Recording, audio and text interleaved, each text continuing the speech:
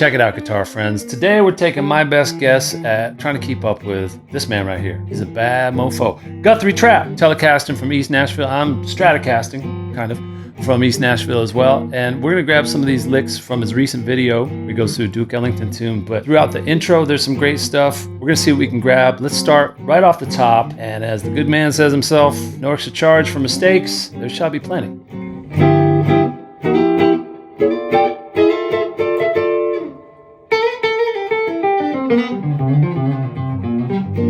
So let's just take it piece by piece. So that opening set of chords right there, and then that lick. Let's see if we can break that down a bit. We're in G, right? So we got like a G13. We got another G13. Love that one up there. We got this G9, and you can hold it down like that. And then we got this G9 up here. That one's great. So that flurry of chords right there, beautiful. And then this opening lick is something like... So right there, that's enough to sort of dig into. That's that major third, and then the minor third, that major minor blues. Same type of thing. Major, minor, and then resolve to that third. And then this again, sort of minor, and then major. So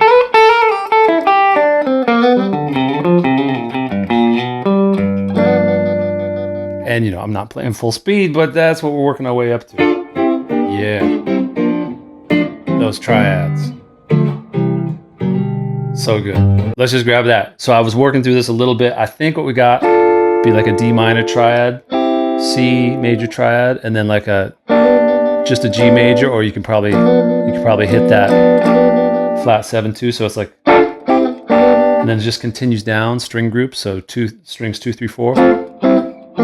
So then we got this. You could probably do that too if you wanted. So, and then all the way down here, this is great. This is a D minor again, C major, and then you got the G major. You could add the 7. So.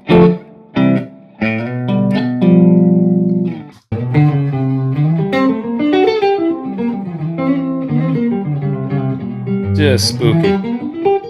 Okay, let's breathe. We're gonna slow it down, and I'm gonna take my best guess. That's the end of those triads there.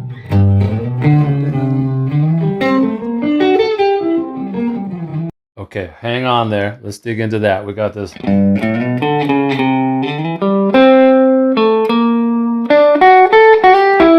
So it starts off nice and straightforward with the G major. Kind of lick right there, so the Hendrix slide up. But we go ba boom da da da. So right down the flat 5 to the C, ba boom da da da, and then straight into sort of a C, slide up to that C triad. Then here we got this thing, get that flat 5. So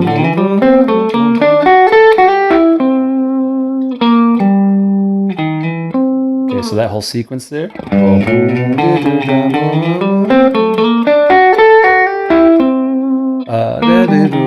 Something to that effect. Let's check our work.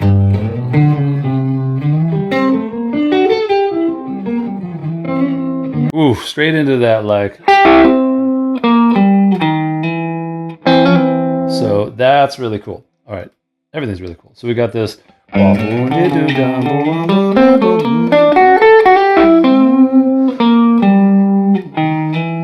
So probably got to get ready there to be like.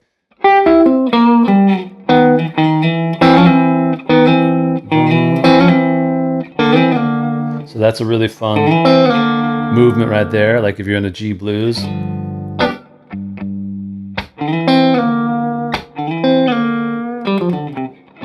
When you go to that C, love that. But it's right there. And then slide just a fret above. Something like that. Whew. So that goes straight into like a, so you got that in the upper voice of this kind of pair.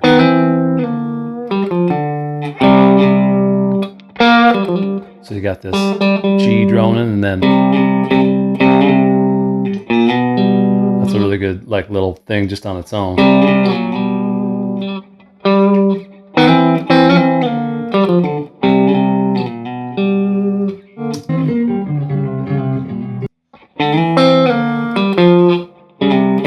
That's what's so cool about that one too, is that you got this, it's starting on that flat 5. It's not like a lot of times we hear the kind of starting low, but we got this down, down, and then resolve. Like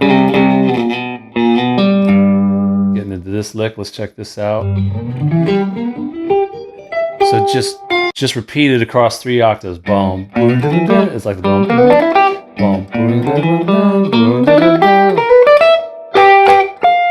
just a great way to cut across the neck.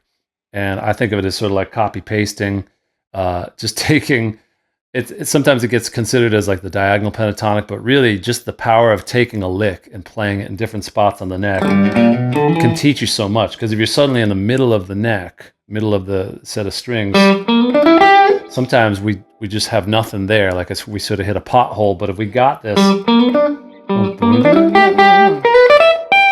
you can have a lot of fun with just call and response, among other things.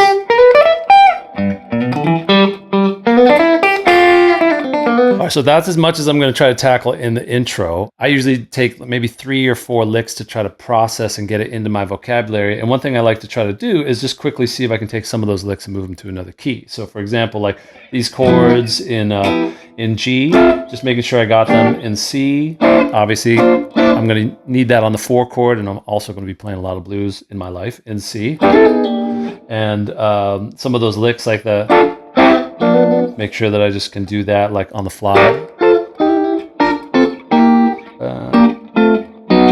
And then this would be a G. So all that was related to C, and then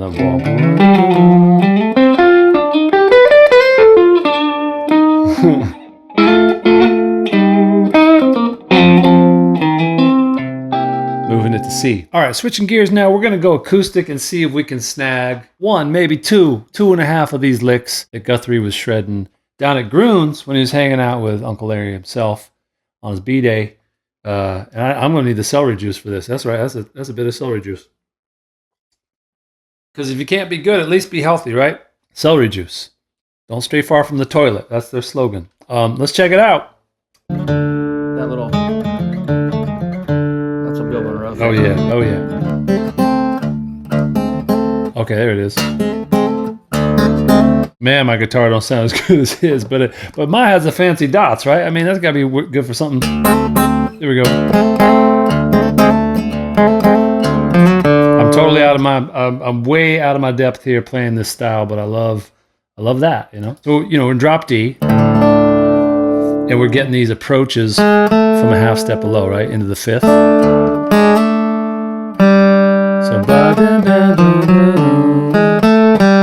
So from that minor 3rd, major 3rd,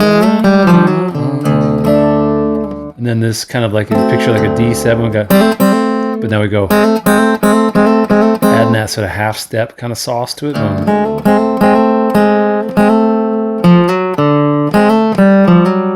Got to work on that. Got to get loose and free with it. That's a good one, Rose thing. Ooh. Yeah, that. I love that. Boom. Right, switching to like a more of like a D major, boom, like the B minor.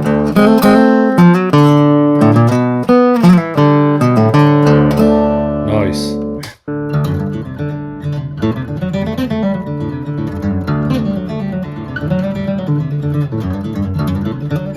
All right, not today for me.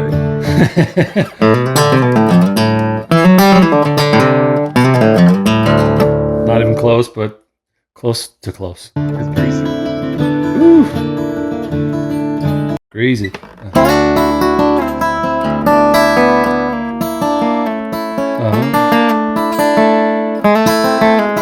Yeah. These, double stops, these thirds.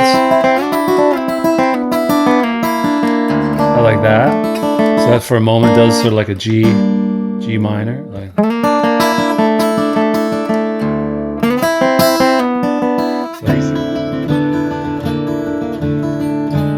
Yeah. Okay. So he doesn't.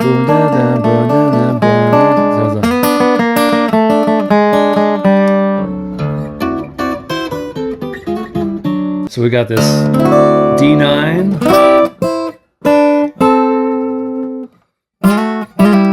It's all about that sort of like articulation right there. Love that.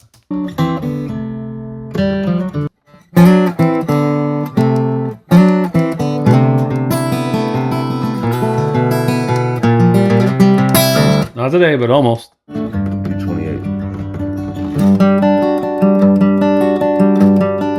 That's a great chord right there.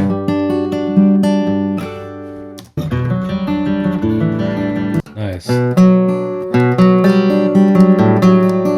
that open G. I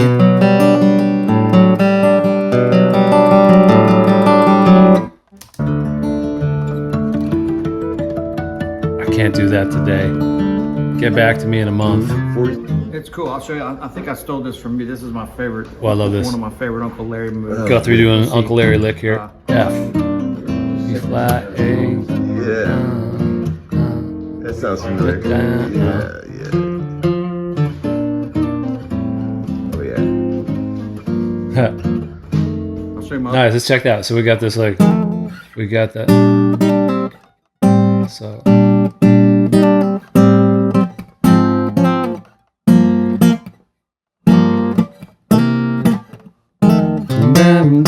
So just like F major pentatonic at the end there.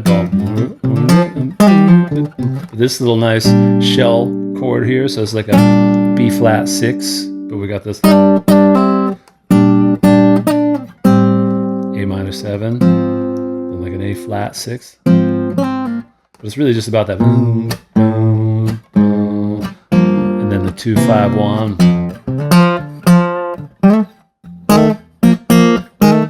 Nice.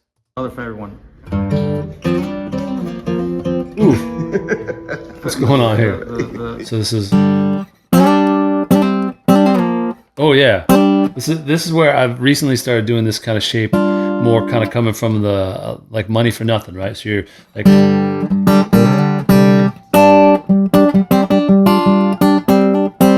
You got these double stops right on down the middle strings.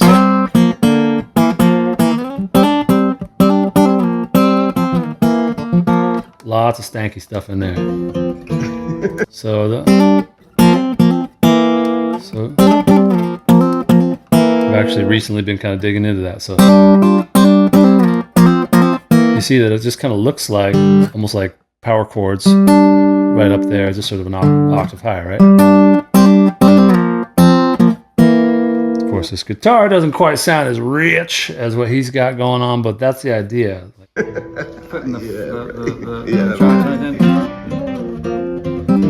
Anyway, gang, that's my best guess. I got a handful of cool licks that I'm going to be working on all week. Tell me what you're going to be working on and what video I should check out next. By the way, part of why I'm gearing up for this and trying to get my chops together is that in June, I'm actually going to be in Scotland. Guthrie might not even know it yet, but I'm going to be at the event that he is going to be attending along with Robin Ford, Larry Carlton, Robbie McIntosh, and Guthrie himself. And I'll be there helping to host and interview some of the luminaries. So I got to get my game together, and that's what this is all about. If you want to learn about that event, it's called Guitar Dreams. It's amazing. The link will be in the description. We'd love to have you there. It'll be a once-in-a-lifetime kind of experience. This has been a humbling experience, but a lot of fun as always. Look forward to jamming on some of these licks, and I'll see you guys in the next one. See ya.